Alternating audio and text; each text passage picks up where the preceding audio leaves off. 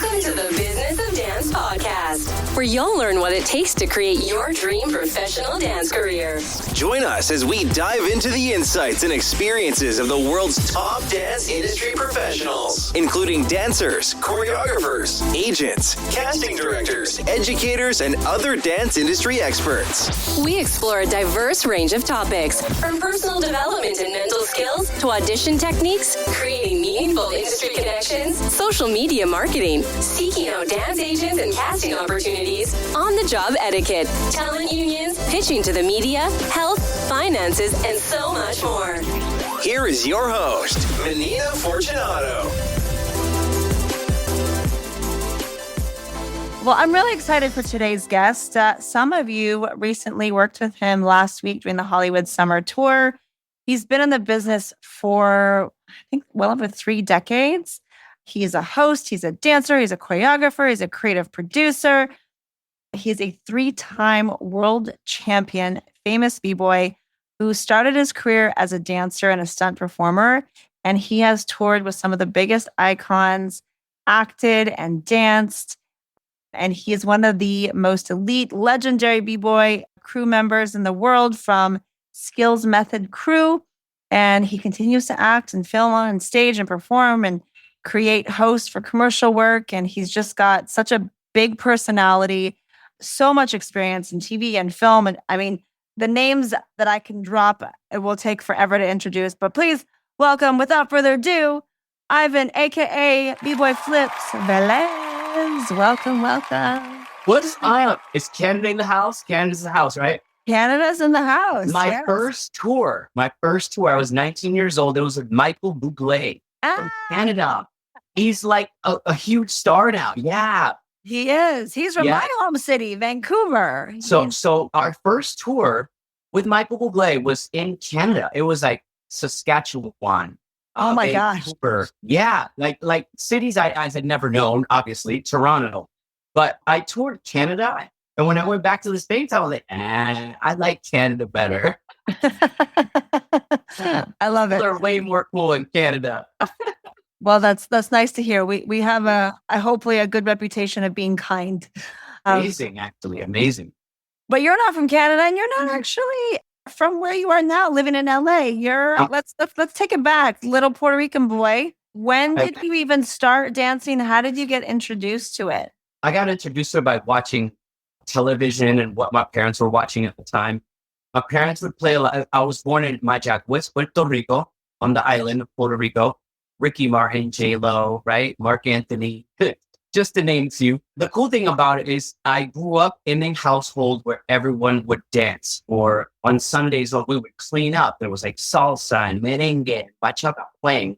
So I didn't think anything of it. I didn't think that what my family was doing, you could build a career out of it. But I must admit, my family is very talented. They could still probably give me a run for my money. And it was just fun until I watched Beat Street, the movie Beat Street. And that was New York City, right? It was like New York City Breakers against Rocksteady Crew, the most legendary crews at that time. Breaking started in 1973. I was born in 1979. So I wasn't really aware that this culture, this underground movement was happening. When I saw that, I don't know if they rented it. I don't know, because I was young. I don't know if they rented it on a VHS or if they you know how cable plays it sometimes. When I saw the red team versus the blue team, that's all I remember. What they were doing, I was like, oh, they're taking gymnastics, martial arts, and dance and like fusing it into this one thing. And I thought they were like superheroes. Like Bruce Lee obviously was around at the time. There was a lot of stunt people around at the time. There was like the Rambos, right? Sylvester Stallone and Chuck Norris. But what these people were doing, and they were dancers. So I had to like dig. And I spoke Spanish only. I didn't speak English at all. Oh, really? Okay. Yeah. So that only happened later when you moved to New York. Yeah. When I moved to Florida first for a couple of years. Florida. Okay. Yeah. What? Florida, 813, Tampa, Florida for a little bit. And then for all the dancers out there, I auditioned for Busch Gardens Entertainment and I did not book it. So I don't know if that's a blessing or I was so devastated. I thought I had the skills to land the job, but obviously typecasting, which hopefully you all know by now. I'm 5'6". I was like a little too short and a little too what they call ethnic. Ethnic. Basically, ethnic was what they consider non-white. Yes.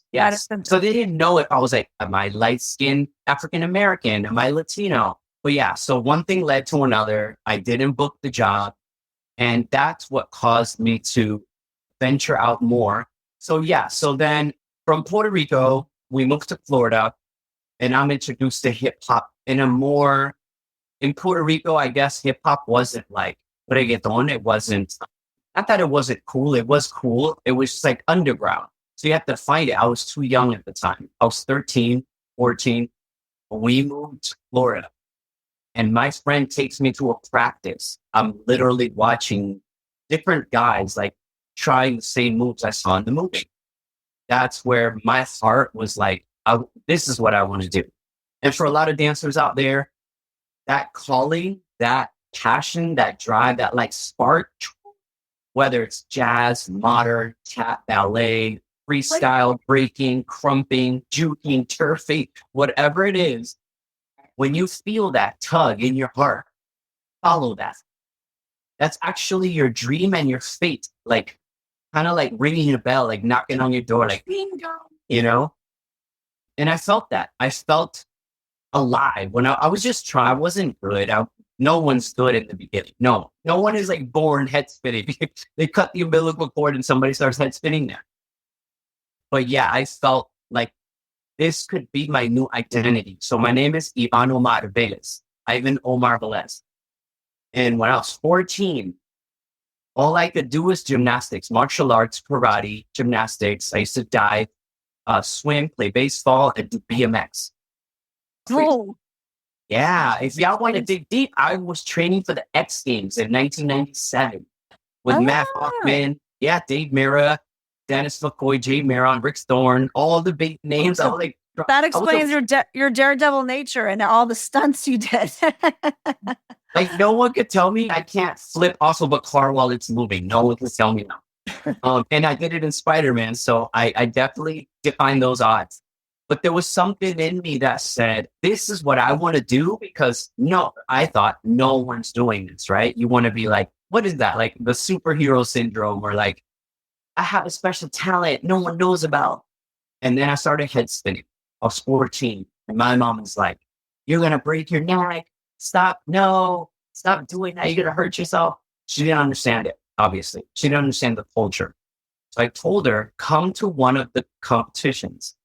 I kid you not, whoever's watching right now. My parents came to a gym, we call it a jam. And I won first place. And somebody just posted it last week. The actual photo of me with the plaque, and I had an envelope, a white envelope with 5 $100 bills. And I'm talking about 1990s. That's a lot of money, right? That's a lot of, well, for us, that was a lot of, I was like, I'm rich. I'm going to buy some shoes. I'm going to take my parents out for dinner and the money's gone. But yeah, so it led to that. It led to me not even understanding that I could get paid for this. So whoever's watching, you follow your passion, you see something, right? And then I wear this all the time. This is see the invisible, do the impossible. All the time. If you could see it, when I saw breaking, I fell in love with it, right? I couldn't even understand. It was like karate, gymnastics, and martial arts or like dancing mixed into one. But it came from New York, so I didn't live there. As soon as I graduated with a 3.8, I had 1B. I almost had straight A's. I got 1B. I was super mad. I'm very competitive, obviously. So I graduated with 3.8. And as soon as summer came, I asked my dad permission. Can I go on my mission to find my quest for what I want to do? And I don't know why Broadway makes sense. Hollywood didn't make sense yet. Not yet. I went to New York for 4.5 years. 4.5 years. Just finding the raw essence of breaking.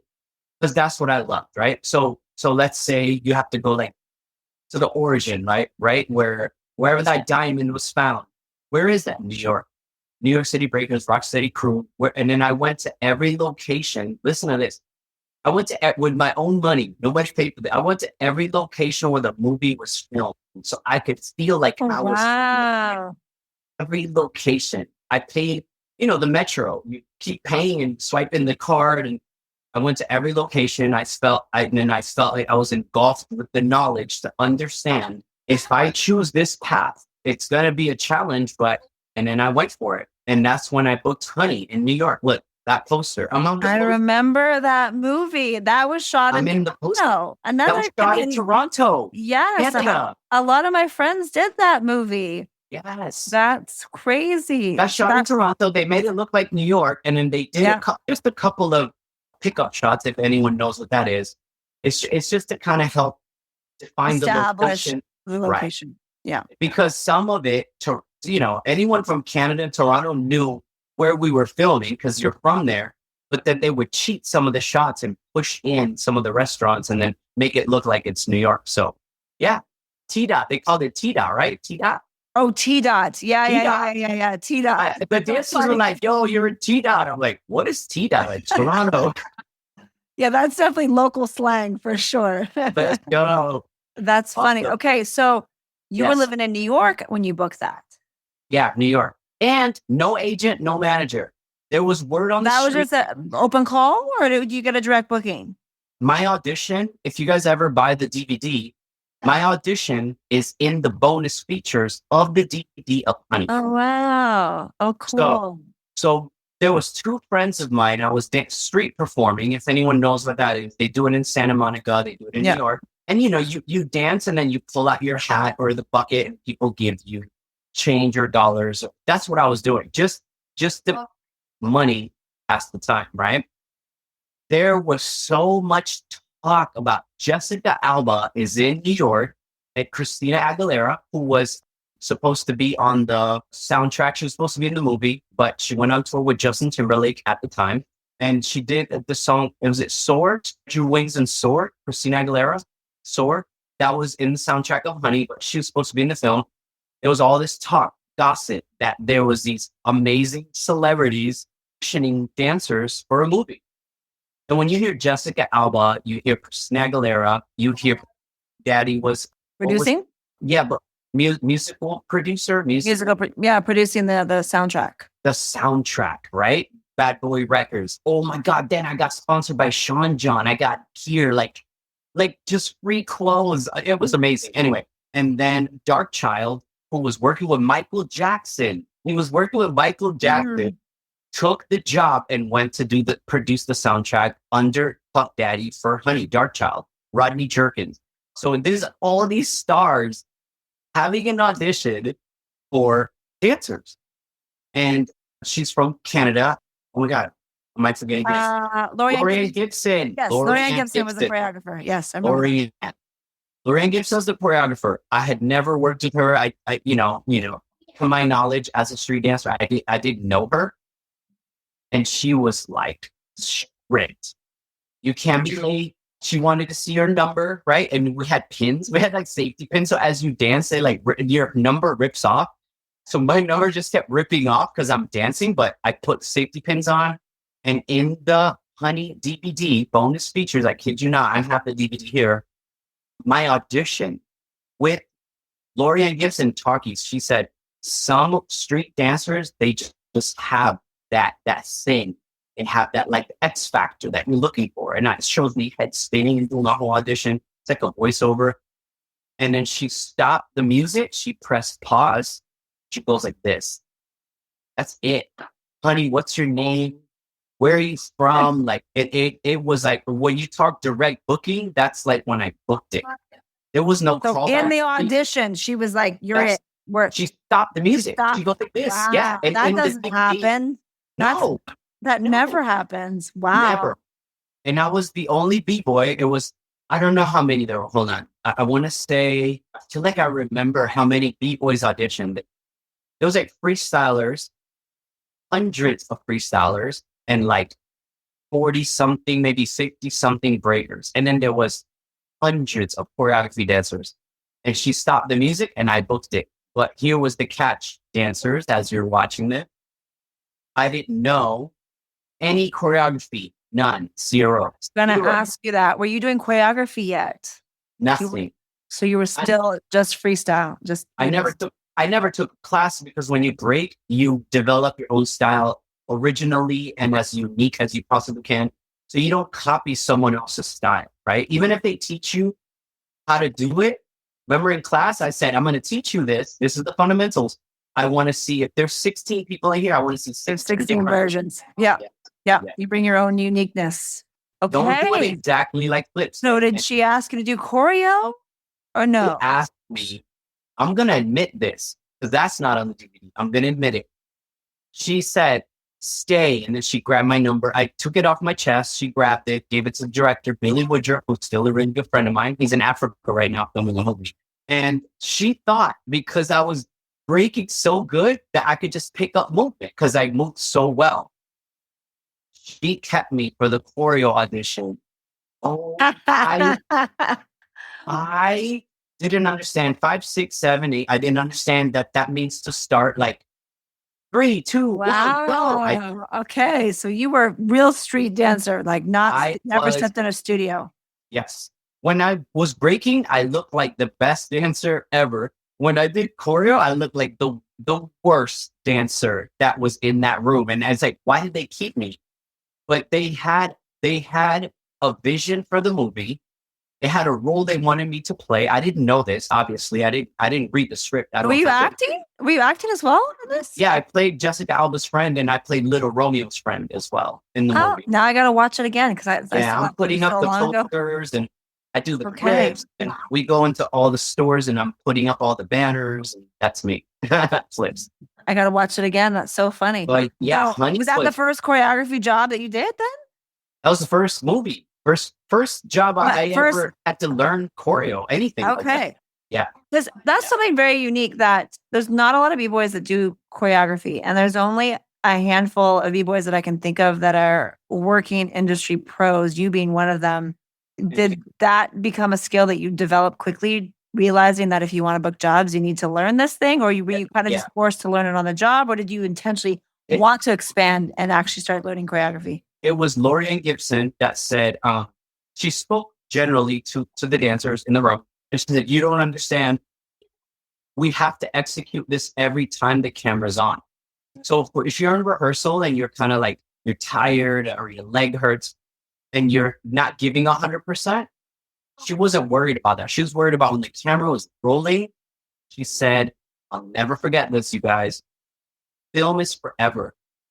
So make the choice. Make the choice to give it 100%. You have to make the choice to go, you know what the choreography is? We've been rehearsing it for weeks, right? The moment you go to craft service and go get some M&Ms and some popcorn and drink some Coca-Cola or Pepsi and you come back and you're not locked in, that's the moment they shoot that sequence and you're not 100% and you didn't do it right and it's in the movie and you're the only person making a mistake. She said that before anyone was on film. Film is forever. You cannot change it. You can't edit it. She said that. Somehow she knew that we would get tired or there were going to be long nights. There was 10-hour days, 12-hour days. It was long. She said, find it in you. Find it in you. And give it your all. That's all she can ask because people get tired, people get hurt, right? It happens. It's just human nature. And she was a dancer herself and she would go full out. Lorianne Gibson goes full. Whenever she executes, it's probably 1,000%. It's not even 100. 100 is just like rehearsal. And Dark Child, Rodney Jerkins was in the room and he said he never heard that. He never heard like how dancers talk, how choreographers talk.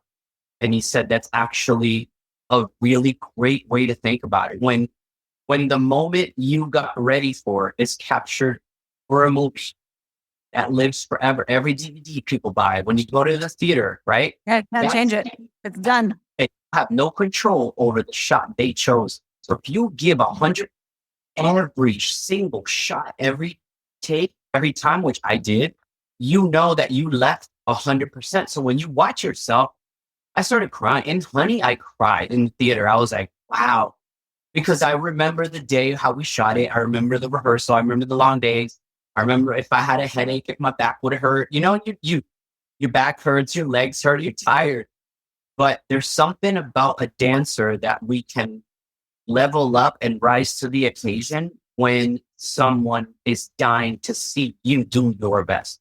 If I'm the dancer over here, right, waiting for the lens to catch me here to then do my best, because you never know what the B camera or the steady cam was doing. So, man, Honey was amazing. A pivotal, definitely a pivotal time in your career. And then from then on, let's fast forward. I mean, fast forward to all how many other, because you have some impressive credits, because you recently, just a few days ago, got the Lifetime Achievement Award at Choreographers Carnival, which I think is probably in your office. Ready for it? 1, 2, 3. Ta-da! Woo-hoo! Congrats. Lifetime Achievement Award. And I was there for you when you received that award, and it was a great night. And when they ran off, Carrie from Carnival, I can't remember. You probably remember these stats. How many tours? How many TV shows? How many movies? Go for it. All right. I have 36 movies. I've done feature films, from stunts to dancing to choreographing, producing, and casting. 36. Oh my God.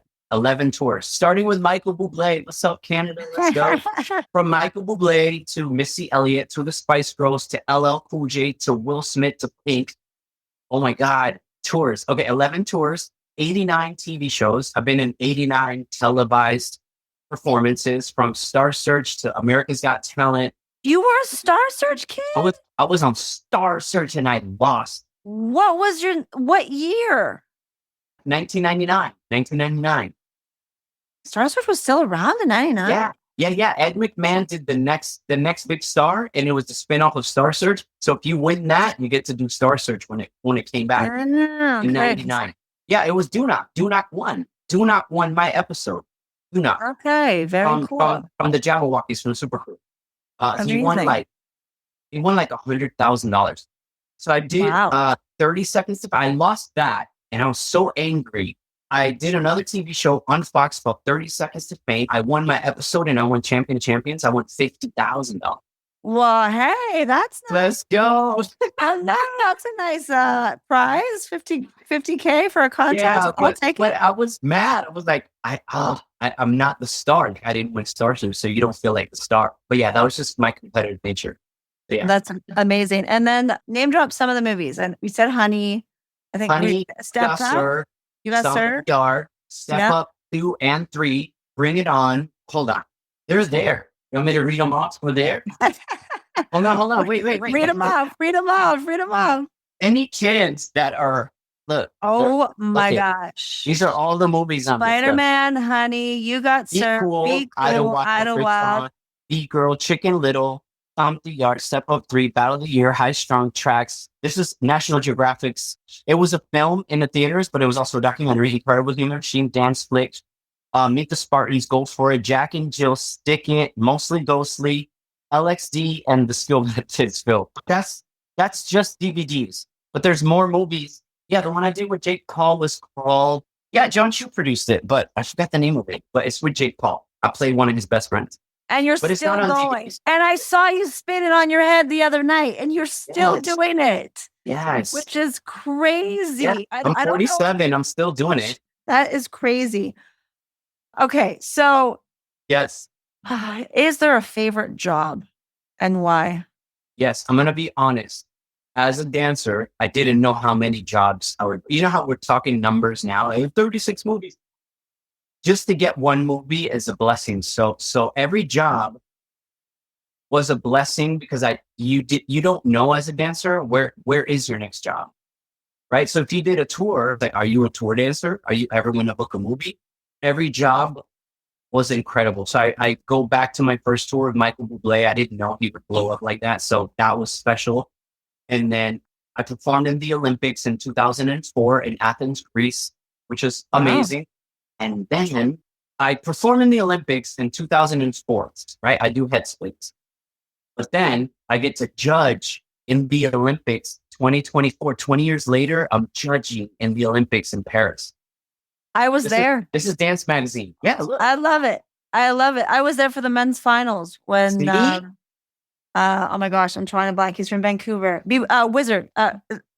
Phil Wizard. Phil Wizard. Yes, thank you. Oh my gosh, why did I blank? Killed it. And he did windmills in the rain. Remember, in front of the Eiffel Tower. Yeah, That went viral. He's amazing. I was there for that. I mean, that was a historical event, and I don't know if it'll ever happen again, but it was definitely. Brisbane, there's rumors. Everyone knows about Ray Gunn. Yes, everyone knows about Ray Gunn. Oh gosh, yes. Okay, so she's blown up from that. You know how it happened. It happened how it happened. Yeah. But in Brisbane, 2032, the next Olympics after this one in LA, there's a very big chance that breaking will come back. Well, and that might be thanks to Ray Gunn. So don't ever count her out. Never count her out. Whether you're famous or infamous, it draws attention. Yeah, she did her best. And she's still kind of fighting for the culture. So yeah, don't ever count anyone down. And if someone's ever down dancers, if someone's ever down, help them up. You never know. Like Michael Bublé, you never know where they're going to end up, and they pull you in. Because they remember that when they weren't anyone and the world was against them, you know what I mean? You never think about that. You never think about who you're going to meet and how we're going to turn out. Some of the dancers watching are the next big stars, right? So maybe the next big production, I'm like, oh my God, let me pull you up. I remember this happened and this happened. So yeah, that's for every dancer. Every dancer has a competitive nature. They want to book a job. Some of us want to be famous and rich and whatever. You just never know that the person next to you, right? Dancer, producer, director, they'll bring you up like Clint, will be Honey, or You Got Served, right? So think of You Got Served, the prayer flip. I didn't do it in Honey. I could have done it in Honey. I didn't do it. In the final battle for You Got Served, I was like, I'm going to pull out my best tricks. But if they didn't see me dancing in Honey, I don't think they would have called me to be in You Got Served. So meeting the director, meeting Lorian Gibson, being early to rehearsal, being on time to, your call time, having your wardrobe ready when it's supposed to, having your makeup ready. I think they understood like this guy is really good at dancing, but he's super professional and knows what it takes. Because you could be the best dancer, and if you're late or you don't have your hair and makeup ready, or you're wearing the wrong clothes, it's not too long before the rumors start to travel in the industry where you're not reliable, you're not, you're not professional, your etiquette is off, or, your morale is wrong, and help people. I've helped hair and makeup move the trailer. I helped them put out the cones. It was like whatever they needed, because without them, we wouldn't be ready for the next shot. Right. And then production takes long, and it's like hundreds of thousands of dollars. That movie was like $20 million budget. So if your makeup is not done and the makeup people are like laggy, and then the producers are like, we're moving on to the next shot, and the director's frustrated, that's hundreds of thousands of dollars a day. Yeah. Time is money. It's not about money. There's a lot of people to pay. Trust me, I get it. I produce projects too. Every minute costs. So you're like, let's go.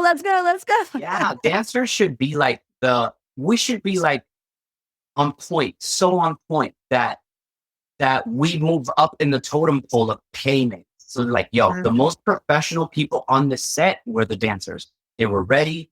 They looked amazing. They came, they ate food. You're not like, I'm starving. Like, no, we're shooting in 5 minutes. Don't have any breakfast yet. All of that, it really pays a toll in your career. And I think my career, the blessing from that was just my parents were like, be responsible, be kind, be on time, be helpful. So that's beyond dance. And I'm just saying it because I think that's the business of dance. That's the business of it. It's not about just the skill and the talent. I'm sure there's plenty of boys that can spin on their head. But how many are professional and kind and punctual and all those other qualities? I was going to ask you, but I think you just answered my question, is what do you think the secret sauce was for your longevity? Because not a lot of people of your generation are still doing it at a high level and have been consistently working for decades. Like most dancers, they have a few years in and then they're on to the next thing. You've been consistently working, and I'm assuming, is it the professionalism, the kindness, did that set you apart from other B-boys? Do you feel? Yeah, I wouldn't admit this to a lot of people, but people want to live their dreams. Like, oh, my dream is to be a dancer in a movie, right? So if you get that chance to live your dream, to break world records and to be in the Olympics, and right, like not just do a movie, do like all these different things that a dancer that deserves the opportunity gets a chance to do. Being graceful and being kind and being generous, not thinking that I'm supposed to be the king of headspace. I'm supposed to be in that Cirque. I was the best dancer at the audition. That mentality will only get you so far, because I've seen 15, 16-year-old kids that are like my dream moves, they're doing it and I can't even do it. So there's always someone better than you. And most of the time they're younger. There's always someone smarter than you. And most of the time they're older.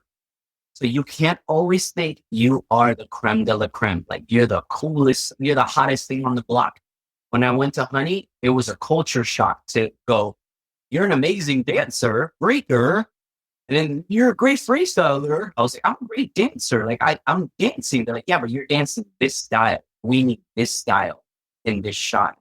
You get humbled real quick. So to be humble, to be kind, to be generous, to be giving, like just be giving. Like I remember from my Target commercial where everybody was looking for parking. You know, it's LA. You got to find parking.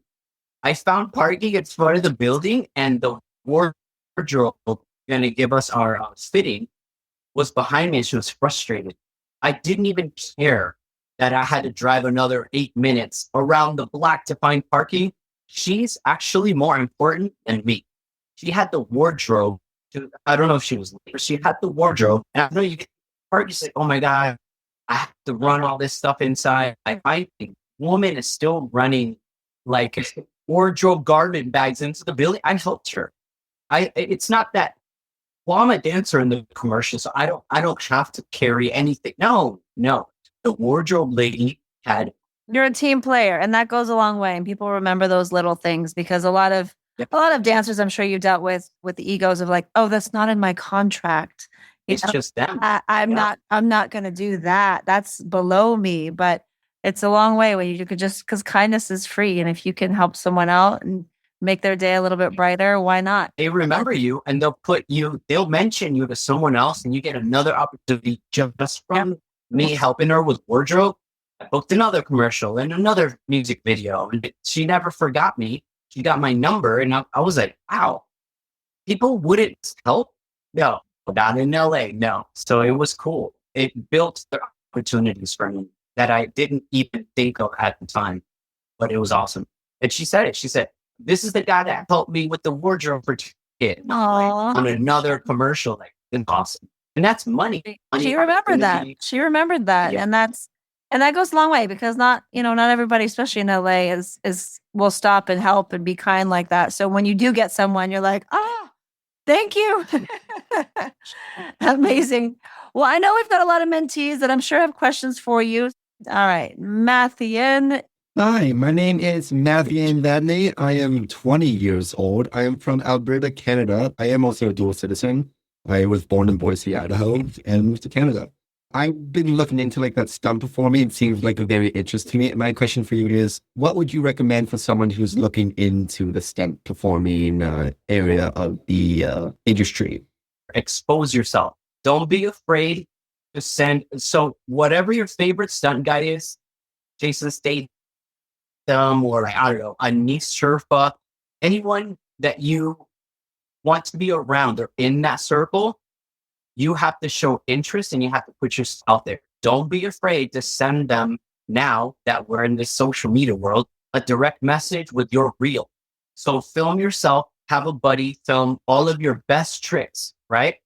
Very exciting reel with driven music, almost like an action sequence. Create your own if you can, right? Or recreate some of the best stunts that you can do and send it immediately. Don't wait for your dream to come true. Send it to them, direct message, all of them, right? Not just one guy that you might want to work with or whatever. You never know, because there's, I think there's 60 green lit projects every month in LA. So if you only send it to one person and they don't respond, right? Because they're busy, they have their own life. That's what I would do. And I did it myself. I filmed myself doing all my best tricks. And every time I thought I could book something, I would send it out. You're not going to get 100%. That's very rare that you get 100% of bookings in return. Like you don't book every job, but it starts to echo. It starts to ripple. You're real, your name, your likeness. So start branding yourself. Even your name's amazing. Mastien, nice. Yeah, your name's awesome. So even start with like your name in a cool graphic. Boom. You're like, make yourself the superhero that you know that you are. They just need to see it. That's it. Look, it's like see the invisible, do the impossible. Make them see it. The moment they see it, nobody doubts talent. Nobody doubts looks. You have a great look, right? Super young, good hair, nice chin, right? Good smile. There you go. And that's what we cast. I worked for NBC, my wife and I. And when we cast, you don't have too much time to try to get to know the person. But when you see something special in someone, you tell them that's your diamond.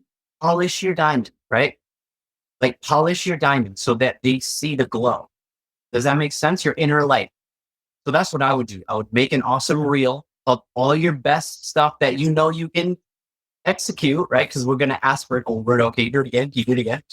And make yourself look like the star. And before you know it, you might be a stunt man, but in like 10 years, you could be a lead in a film. You know, you just have to like work. Channing Tatum was a dancer, right? We auditioned together for Gap. Channing Tatum is Channing Tatum. Like he's like, you know, that's my best advice. Yeah, expose yourself. Like a lot of people do that on social media, but they only choose the moments when they're okay with what they want the world to see. Put yourself out there and be vulnerable and have awesome sequences. Maybe have some really personal moments if you act as well. If you want to show them that you can act and you can extend that part of yourself, do all of that. Show them your best stuff. And you're young. So we hire a lot of young people because you guys can do it over and over. I'm older, so I only have like 3 good ones in me. You got 3 good takes in you. Amazing. Thank you so much, Matthew, for your question. Thank you. You're awesome, bro. All right. Put next it out there. We have Ava. Hi, my name's Ava. I'm from Pittsburgh, Pennsylvania. I'm 19 years old, and I'm also kind of looking at doing like the Broadway, but also like the LA side. So I'm looking at both. And you mentioned that you didn't have an agent at the beginning. Did you get one throughout while you were like doing your things, or did you just get it from like, did you ever get an agent, I guess is my question. Yes, I got an agent when I did You Got Served, and I'll tell you why. When you do a project, Menina can speak on this as well. If it's a SAG project, you get a tapped Hartley, which is like a waiver, like okay, you're in the system, but you're not in the union. So for me to get into the union, I got an agent that kind of guided me through the You Got Served loop, because that was my must join. They say you have to join After a certain your amount. initiation fee, Yeah. right? And I didn't know any of that because I'm just like, why are they trying to take my money? You know, I'm naive, I'm green, I'm new to it. But, you know, as they say, as you make money, people start coming. So I got an agent because I wanted to understand, why do I have to be in the union? Why do I have to pay this initiation fee?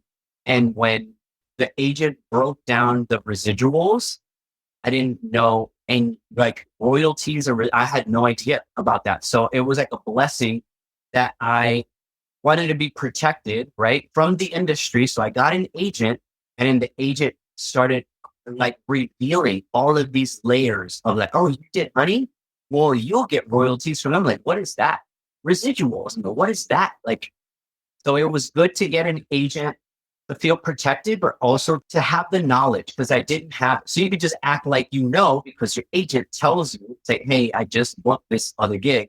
Oh my God, that's great. That's like your second thing. And oh, we're going on tour. So then tour doesn't have residuals. And I thought it did. I was like, well, what if they capture us in a video and they put it in the mall? They're like, no, that doesn't work that way. So it was good to have an agent, be given the knowledge and to be protected. Now a manager, here's what's cool about a manager. A manager is like your best cheerleader. They're making phone calls. The agent will make the calls that they think is good for you to go audition. A manager makes phone calls when they think it's good for you to meet this person and this producer and have lunch with this person. So you're being looked out socially, and then you're being looked out professionally, if that makes sense. So when you have a manager and an agent and you can work as a unit, it's a really, really good thing, because their managers know people that you would never meet, right?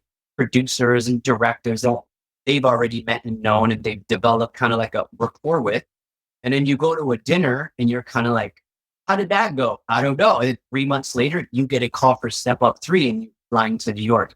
If you have that kind of like a team, you can further your career faster. They can help you catapult, if that makes sense. If you do it on your own, like I kind of struggled in the beginning on my own, but it wasn't very long before I knew to play the game, because the dancers that had agents had the bigger gigs that I wanted.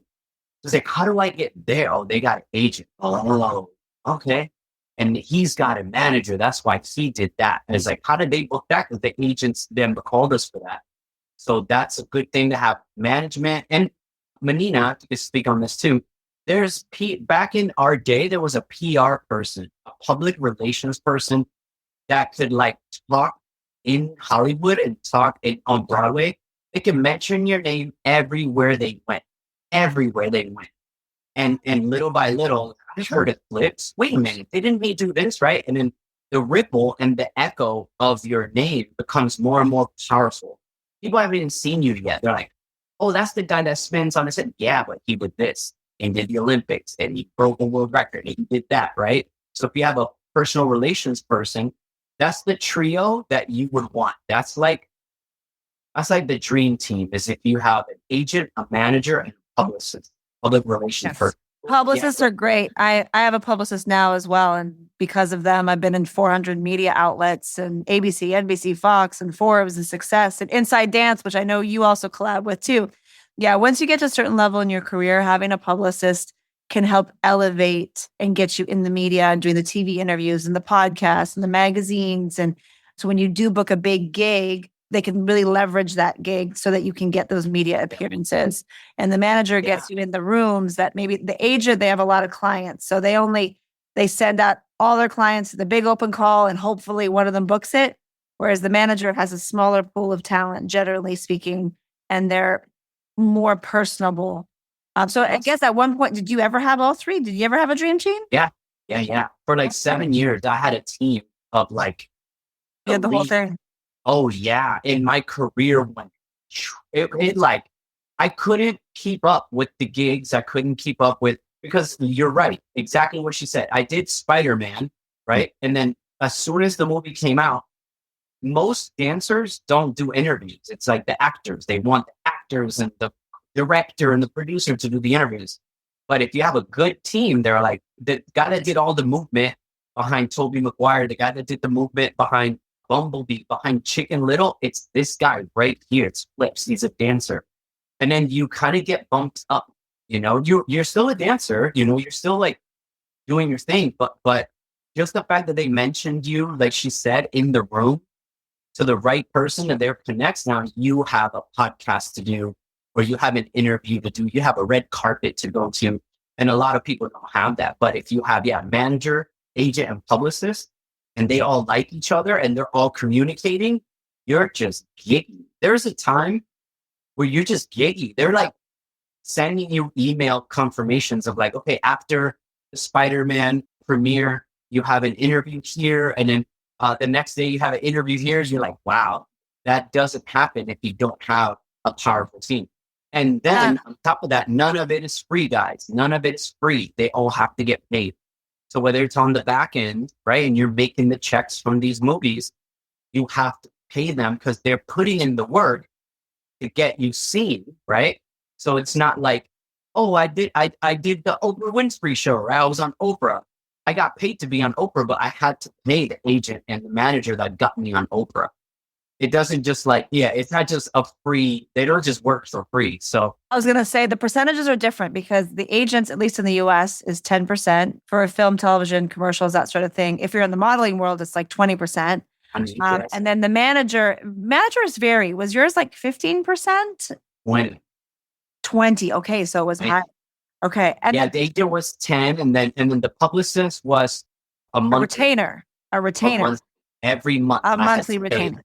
Yeah, because she worked every day trying to get me on The Talk or, different TV shows, but for my likeness, not just for my dancing. She was expensive. Publicists can be. They can be. That's why you usually don't hire them until you're doing like a really big jobs. And you gotta have the buzz project. There's the big premiere that you're going to be a part of, and then they're going to get you on all the red carpets and interviews because of your role in Spider-Man or whatever you did. Yeah, when you have those bigger jobs, it actually happened. Former mentees just performed at FIFA World Cup with Shakira, and they don't have publicists, but I know how PR works. So I helped them write their press releases. We located all the local media in their little hometowns, and a couple of them just did like TV interviews on Fox the other day.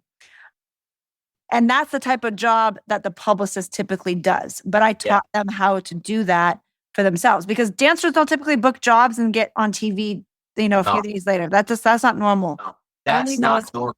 Yes. Only those with publicists generally get opportunities like that. Unless you know how to do it yourself. When you're in the early phase, I recommend doing it yourself in the beginning until you have some media. And then when you have some media, then it's easier to get a higher profile publicist because you've already been on some things before. But you got to pay your publicist regardless if you're making money or not. Whereas the manager and the agent only make money when you make money. Only make money when you make money. So everybody makes money. Yeah. You're right. The publicists are like, hey, I booked you on all these interviews this month. Where's my check? But it's a cycle though, because if they get you the visibility, then that could help your manager and agent do their job to get you in more jobs, because they can say, oh, they were just on this TV show and that TV show and that radio show, blah, blah, blah. Then, oh, he or she must be important. So we're going to hire them. So it's a cycle. Sometimes it's an investment. At the end of the day, you're investing in yourself. I mean, I love my publicists, and if you have a good one, they can really get you into rooms that heck, the Gala of the Stars, when I actually interviewed on the red carpet, because of all the media, the publicist of Gala of the Stars, who does PR for Nicki Minaj and all these big players. And Jojo Siwa. Okay, great. Yeah. Well, yeah. That publicist reached out to me and as media because of my podcast, because not very many dance podcasts are in the media. So then they considered me media, and I was the only dance media alongside Us Weekly and People and all these other major players. But again, it's because of the PR. And it's just stuff that I never learned. You ran that red carpet. You ran the whole thing. It was thank awesome. you. It was amazing. And it's fun. It's fun. I feel like it was more of a reunion, like a high school reunion for me, but getting to see old friends and interviewing them on the carpet was fun. All right. Rishani, you are up next. I'm Rishani. I'm Tampa, Florida. I'm 15 years old. And my question is, who influenced your style the most? Who influenced my style the most? Yes. A movie called Beat Street. It was a Rocksteady crew versus the New York City Breakers. I think that movie, it transcended me into a place where I could be I was already taking gymnastics and doing martial arts, and I was already a dancer in Puerto Rico with my family. It allowed me to see that you can fuse it all and be in a movie, be in a Hollywood film, and make money as a dancer. A lot of people said break dancing or hip hop, but they also got to act. They had lines, they got paid, they got residuals. They went on tours. They had an album, Rocksteady crew, from the fame of that one movie, did a vinyl record, which they get paid off for that. So it's like, imagine a dancer just auditioning for a film, and then they become an actor, and then they become an artist. And from all that, you're generating income. And that happened in 1984. So it was eye-opening to me to see just how people could move like that. I don't know. It was mind-boggling because I understood gymnastics. I understood diving. But the influence of seeing a film where two teams kind of like battled it out and they were equally as good was rare because you would never see that type of in the limelight in the 80s, right? You wouldn't see that around. Like breaking was underground. It's just now that it's cool. Like, even in UBSR, there was only a couple of breakers per crew.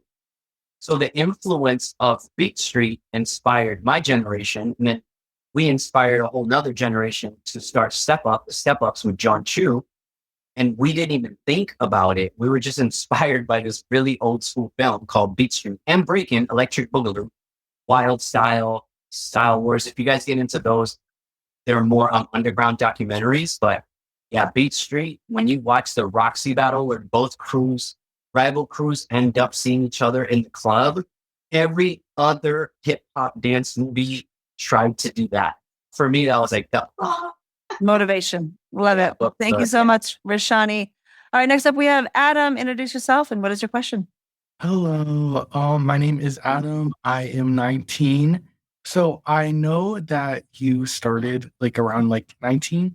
So my question is like, what is a step that helps you get yourself out there? I would say like, what do you think I should do I don't know how to explain it, but I'm going to say it right now because you want to tell me and then you're like, you're holding back.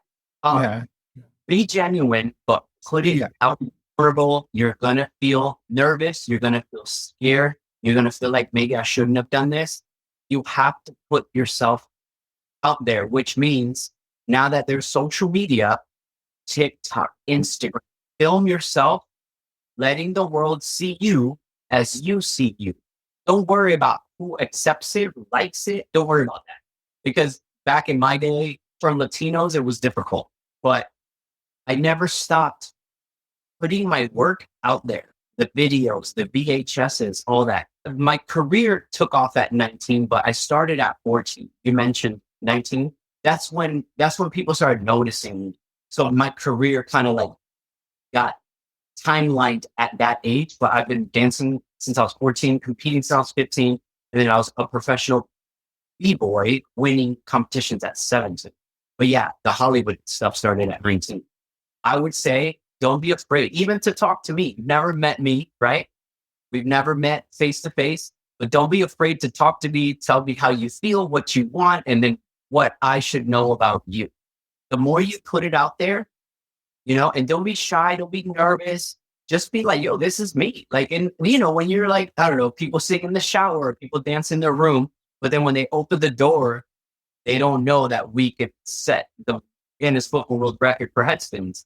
But the moment you let that go, a little bit of whatever, insecurity or like whatever it is, let that go, because inside of you, there's this talent that the world needs to see, right? It's not the same talent as me. It's not the same talent of Rashani. It's not the same talent as Menina, right? We are all in this dance together. We all coexist in this dance world together. We could all be in the same movie. So we belong. Never forget that. We're united by the movement. So whether we speak English or not, I didn't speak English when I started, but yeah, we are already bonded by that. So let the world see your talent.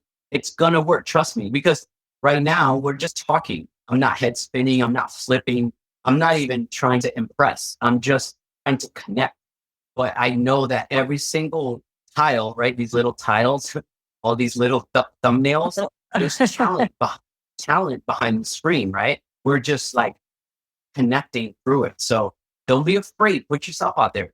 There's been video bloopers of me crashing and messing up, and people think I'm perfect. I'm not perfect. I mess up. I'm human. It's just in the video, they edit the best parts, right? But yes, I've messed up. And if somebody thinks that, I don't care. That's mine. That's okay. I did mess up. I did, my pants ripped during that. I was on LL Cool J and I still did the head spins and next spin. I just kept going. I was like, yo, people make mistakes. I'm human, but I want them to see the best version of me. So don't ever forget that. All right, Adam, you're super special. Now let the world see, because you have a talent and it's movement, right? We dance, right? Our super talent is actually inside and we let it out. So don't be afraid. Don't be afraid to let it out. Love that. Thank Yeah. you so much, Adam. All right. Next up, we have Imogen. Hi, my name is Imogen. I'm 12 years old and I live in Vancouver, Canada. My question is, when you were in the audition and you got forwarded to the choreo part of the audition, how did you feel and overcome when you were in the audition and they said 5, 6, 7, 8, and that you didn't know what you were doing and you didn't know what that meant? Oh, I was embarrassed, but I wasn't afraid, if that makes sense. I was nervous because I thought that I could pick up the choreography. It was jazz. Took jazz, never even not in my tay. I don't Not in your arsenal. No. What they were doing was I don't even know how to move like that. To me now it looks simple. When I look at the movie, I'm like, none of that stuff was difficult. But I was locked into my head to be a break dancer, to only break and be good at that. So my ego was popped. My ego was deflated very quickly when everyone else in the room could do it. It was only me and this other guy, and we just couldn't do it. So I was nervous, but I wasn't scared. I wasn't scared like, I can never do this. I can't do this. This is not for me. It was something to where immediately I wanted to challenge myself. What if I could actually start immediately? I remember, what if I could start? And that was my mentality the entire film. I think they did it on purpose to show me that I had to do that in order to book the movie. I couldn't just spin on my head and flip around. That wasn't going to be in every scene. So if I wanted to be in the movie through the whole film, I had to learn this. That's where my ego went away. But I was nervous. You know when you can't do something and you're just sitting in the back of the room but when they tell you, okay, do what you do, or freestyle, and you kill it. I was in the back of the room. They let me stay in the back of the room. Lorianne was nice enough to let me stay in the back. And I just kept watching, trying to learn it. But when she said 5, 6, 7, 8, and I didn't know what that meant, the music started and I was already late. I wanted to hear 3, 2, 1, go. Maybe that would have helped me. No. That's funny. 5, 6, 7, 8 meant anything. And she would drop the beat at that time and everybody knew what to do. I was like, wow. But I wasn't scared. I can admit I was nervous. I was a little bit embarrassed, but I wasn't scared. There was something inside of me that told me if I can do all of this cool stuff, how can I not do that? And then I asked her, what is that? She's like, it's jazz. It's jazz funk. I'm like, what is that? What? It's like Michael Jackson, jazz funk. It's like from the late 80s, early 90s. I'm like, clueless. But kids had been taking those classes. They just knew the vocabulary. They knew the vibe. They knew where their bodies had. And I was just like the ugly duckling in the back trying to make it work. But in the movie, I do all the choreography, all of it. I had 3 months to learn. We rehearsed 1.5 months, but when I got booked, we had to read the script and meet the choreographers, do all the stuff. So that gave me confidence and I wasn't scared anymore. I was like, I know. When are we filming there? Like September in Toronto. And I was like, I know I can do this by then. Not right now in the audition. I couldn't do it, but yeah, I wasn't scared. I don't know. There was something that I wanted to be in the movie. I wanted to be in the movie. I wanted to be a dancer. I wanted to learn what they were doing. And then the cool thing was when it was my turn to do my thing, I was the star. So I was like, if I can just get by this section. And then, yeah, even after the audition, when she stopped the music, you'll see it on the DVD, she stops the music, blah, blah, blah, blah. But you still have to come back to learn the choreography. That's when I thought I didn't book it because I wasn't good. But yeah, I think they know what they were doing to prep me to. And that's for every dancer out there. You never know what your challenge is going to be, but you have to rise up to the occasion. You can't be nervous that that's not your style. Never seen that style. Yes, in the Michael Jackson videos, yes, but never took a class. I never understood the counts, nothing. So when they were like 1, 2, 3, and 4, that's on 6, slide on 8. That didn't. You're like, what is going on? Well, I was like, what? Slide on 6? What is that? They're What like, is 6? and then you slide. And I'm like, so tell me up rock, right? Tell me drop to my knee. Tell me slide. I could do that. But on counts and on beat, I was like, oh my goodness. It was like, goodness, I'm getting it cut. But that And was that's it. so- I was never scared. Never be scared. You could be nervous. You could be shy. You know, you could be an introvert, extrovert, but don't ever be scared because the fear might stop you from doing what you were meant to be. I was scared to do the choreography, even to try it.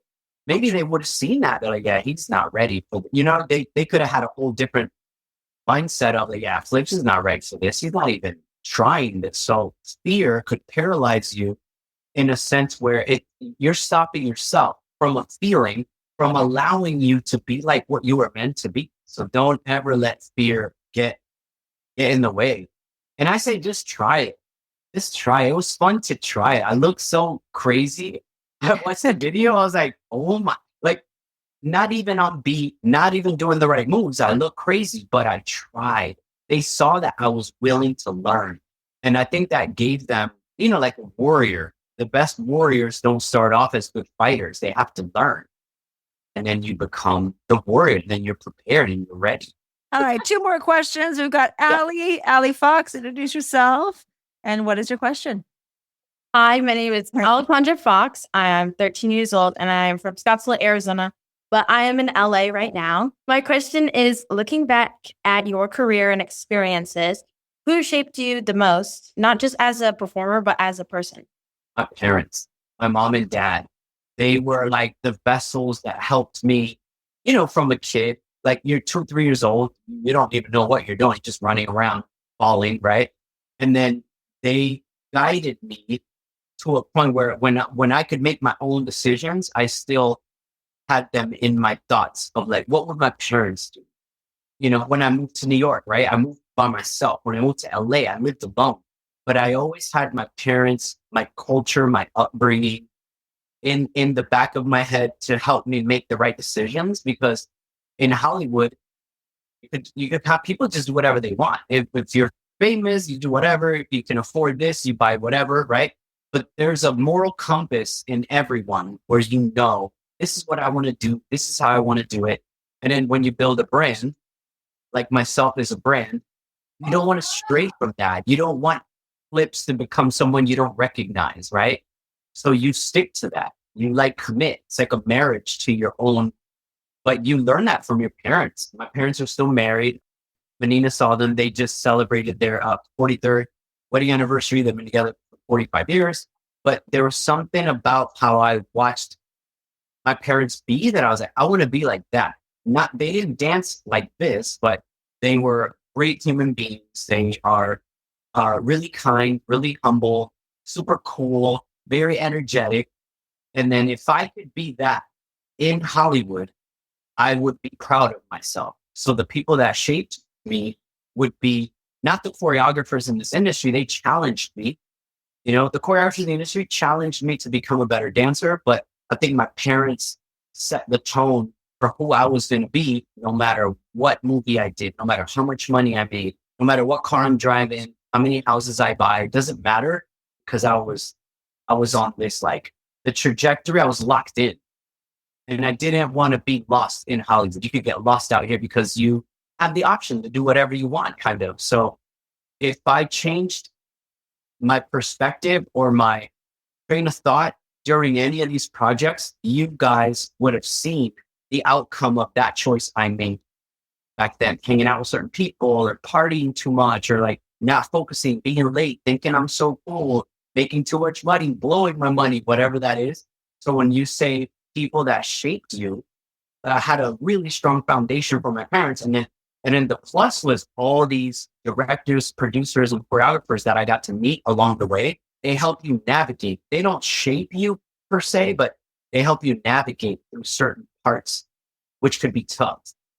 So you should always connect with not just the choreographer. They teach you the moves. The producers are paying for the project. The directors have the vision. Always connect with all of them in a respectful way because they can help you continue to grow. Like my parents couldn't help me get to Hollywood. They didn't help me get to Hollywood, but they shaped me to be the person that you are in Hollywood. like they built a solid foundation that Hollywood just could not crack. And I'm at my age now, and I'm still like super respectful to everyone who you meet, because I think some people think once you make it, you're now above someone or something, or you're like above. We're all in the same playing field. Some people make more money, some people have been in it longer, but literally the industry is the same thing. It's just, what do you want to do? So these people that help you navigate, you start to see as a dancer, I think I like casting. Why? Because I get to help dancers book jobs, right? Directing, you might direct the dance or choreograph the dance, but if you get to cast, you get to pick the talent, bring them into the job, and then they're making money. So casting's awesome. Producing's awesome. There were people that helped shape this side of my life. My wife, to add to that, when I met my wife, we were producing a job. Then as we grew together and dated and got married, we kept climbing this producer. You could get, our talent producer, a supervising producer, executive producer, right? There's like levels to produce. Frontier. Yeah. Yes. When we as dancers and choreographers, we kept leveling up. My wife helped me like shoot up to that next tier. I would say my parents, the people along the way, directors, producers, not specifically one person, but my parents, and then my wife now, who helps me keep going at that caliber, at that level, because we're no longer dancing like that. But I think the people closest to you are your biggest influences, believe it or not. The people that are like 100%. Yeah, they help shape you, and you don't even know. They say that you are a product of the 5 people you spend the most time with. So clearly your parents and your wife are going to be very key players in your life and have a big influence on you. So it's good that you have good ones around you. Yeah. But I was influenced, obviously, by Michael Jackson, like Fred Astaire, Ginger Rogers. I was influenced by them. But yeah, I didn't work with them one-on-one to where they helped shape my career in a way. But yeah, my parents and my wife. Yeah. Love that. Thank you so much, Allie. And last question from our is Hadley. Introduce yourself. What is your question? Hi, my name is Hadley Dieters. I'm 16 years old and I'm from Austin, Texas, but I'm currently in LA. And my question is, what has breaking taught you about live that people wouldn't expect? Oh, I can answer that. What breaking taught me is that it's hard. If you choose this road of breaking, it's hard. Like the way industry sees ballet, right? Ballet is so difficult. I've seen photos of like girls' feet and their toes and their toenails are like, people go through so much pain and torture and agony to develop the skill that people then see. And they're like, oh, I want them in a movie, Black Swan, right? Like, you have no idea how hard it is. So breaking taught me no pain, no gain. And to be humble, because the moment I thought I was good, there was already somebody better. When I got to travel to Asia, when I got to travel to Europe, you're not thinking about that in America. You're like, you're the best B-boy in America. You get flown to Europe and you're second place, third place, fourth place, right? So humility because you trained as hard as you could to be the best that you could be. And there's already somebody better. Already. Yesterday and tomorrow, there's always someone better. Continue to grow for yourself, but no pain, no gain, because there's no way to walk out of this like with no cuts, no bruises. There's no way. When you break, think about it. It's called breaking. Something's gonna break. Something's gonna break. Something. I've had 5 major surgeries. I'm gonna ask you, have you broken a bone? So I broke my jaw. I fractured my teeth, my ear. Look, I had like a cauliflower here. I did an air flare to windmill, and it was on concrete, and I didn't land all the way clear of my shoulder, so my head and my ear hit and split open. Oh jaw, wow! Teeth, appendix, bowel reconstruction, and 2 hernia surgeries. and a herniated disc. And you're still able to spin on your head after all that? After the pain, I know that I'm going to encounter pain. I know it because it already hurts. But once I do what caused the pain, it's going to hurt again, like ballet, and I'll do it again. It's like a ballerina. They'll still spin. They'll still put their foot inside that small piece of wood in that shoe, and they'll still go. There's something about the passion and the desire and the need and the want to succeed that the pain is in the background. You know it's going to be painful. You know it. You just don't know if it's going to hurt a lot tomorrow or a little bit or like we're going to the hospital tomorrow. But like I told the other young lady, I was never scared of anything. There's something about, it's weird. Maybe it's an ego thing. I don't know. But even after the surgery, the doctor will tell you, you should never do that again. You have a herniated disc in your spine. You should never spin on your head ever again. And you listen to your doctor and you're like, thank you. They give you the medicine. Yeah. And you do it anyways. And you pay all this money, thousands of dollars, hospital bills. And the moment there's an audition, I'm there. With I had, not the stitches, I had laser surgery. And I could have probably ended up back in the hospital. I still did it. I still was I really want to book this movie. I booked it. There's this drive and this passion, this desire. What's the bad side of it? You're almost narcissistic. You're crazy. You're no, I have to do this. There's this madness inside of you because you know that you can if you can get past the pain. And now that I'm older, it hurts a little bit more, a little bit longer. But well, yeah. what she was asking was what gets you? It's once you're humble enough, and once you make that choice to be a breaker, B-boy, B-girl, when you make that choice, know what comes with it. You're not going to leave unscathed, right? You might have you lose a little skin to a windmills, or you get a rug burn, right? Those are the minor injuries, but except that you're entering a field like ballet where the skill set that you desire. It's superhero work. What breakers do and what ballet dancers do, it's superhuman. It's not normal. You guys it's not. To even learn to do it is not normal, and then to execute it is not normal. Yeah. That's why you did projects did you do MJ1 Soleil? Did you choreograph MJ1, Michael Jackson? Yeah, like that. You're around superhumans all the time when you work on projects like that. Cirque du Soleil, they're next level. Yeah. Well, that's the thing. When you work with circus artists and stunt people, it's just where's the limit? They're from everywhere. So if you're in America, there's what is in America. You go to other parts of the world and you see what they're doing at that age. You have acts that are from 5 years old to 12 years old. We saw an act. They were too young to do MJ1. They were Chinese. And I'm like, so we have to wait till they're 18. Oh, they're incredible.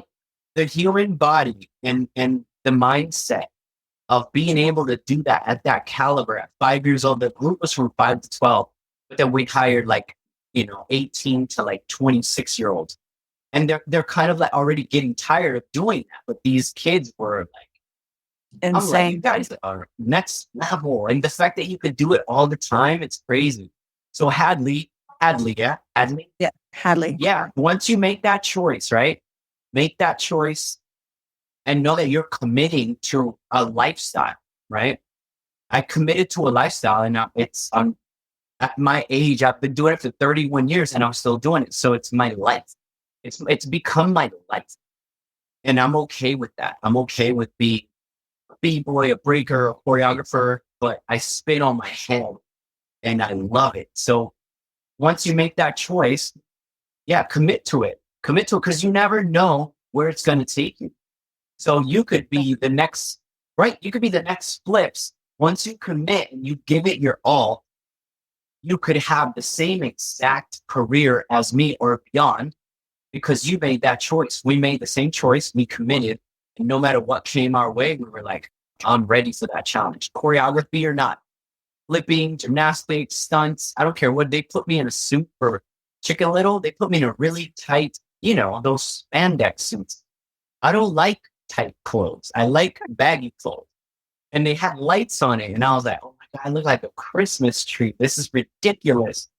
But you have to think of the bigger picture. It was for Pixar and Disney, and it became chicken. All my movement was like this little chicken that is beyond me. So yeah, if you could make that choice and put your ego to the side and just explore, you'll be surprised. I also did Bumblebee for Transformers.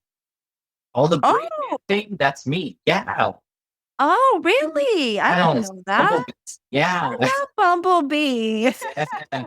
It's awesome to be like that. The movement that you see when he's breaking and he's doing the stunts, that's FLIPZ. But we know FLIPZ, but he's a b-boy. It's like, how did he become this robot in a movie? Like the dream becomes a reality, which is awesome.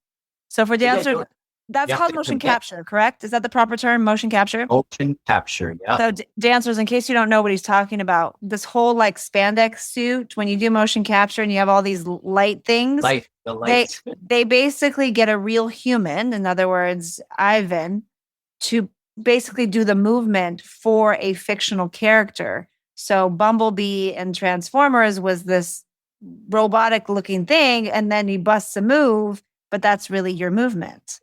Yeah. So that is another type of work, by the way, dancers, that you can do. A lot of dancers do motion capture. My brother does motion capture for FIFA, for soccer. He does video games, and he was a soccer player. So that was like after his career kind of gig that he did. It was motion capture. The suits are hideous, but the work you don't want to be in the suit. It's embarrassing. You're like, oh my goodness, I shouldn't have eaten breakfast. All right. Well, thank you so much, Adley. Before we go, do you have any final quick words you want to share to wrap things up? Yes, you guys, I kid you not. See the invisible, do the impossible. Think of what you want to do. Think of how you want to do it and execute it. Like actually put the work in and put it out there. And you could be Bumblebee. You could be a Guinness Book World Record breaker. You could be in the Olympics. There's actually no limit to what you can do. 100%. We only limit ourselves. That's why I tell you, I'm not scared. I'm not scared of crashing. I'm not scared of surgeries. I just want to keep going and going and going because this journey called life has been so awesome. It's like a dream come since I was 19. It's like a dream come true. It's like anything you ever wanted to do, you actually doing it or you've done it. So you have to see it. First, see it, admit it to yourself, what you want to do, commit, and execute the work in. Nobody can tell you cannot do that, or there's no way, or you're never going to make it. So don't even listen to that. If they'll say it, don't even listen to that. You can do anything and everything. Yeah. Well, anyway, that's what I say to all the dancers and more. Motion capture, stunts, choreography, direction, production, casting, do everything. Because everything helps us. Everything helps each other. When I cast, I'll cast you. You book a job, right? I don't have to be the choreographer, right? But all of these little titles helps the dance world thrive and continue to grow. And you're a beautiful example of how dance was the initial vehicle that got you to these other places. Because you weren't probably thinking about stunt work and motion capture and choreography and producing. You probably didn't even know what those things were until you became a working dancer. So dancers, that's a good, he's a good example of someone that has that longevity because he didn't just pigeonhole himself as just the dancer or just the breaker. Like you expanded on other areas of entertainment, which is the reason why you have the longevity. But on behalf of the business of dance, we want to send you lots of love, dancers. Show them how we do it. Lots of love. Thank you so much. How is the best way to connect with you for the dancers if they want to connect with you? Oh, I'm super chill on Instagram, TikTok, Facebook, even on X. I'm on X, which was Twitter back then, but everything is the same. It's at FLIPZ Velez. And the company, whenever I hire people or I work as a producer or whatever, it's FLIPZ ENT, FLIPZ Entertainment, but it's at FLIPZ with a Z ENT. So whether it's like, the production, my professional side, or it's just me personally. Yeah. Amazing. Yeah. All right. Thank you so much Awesome. for Thank y'all joining so much. us. Bye. Awesome.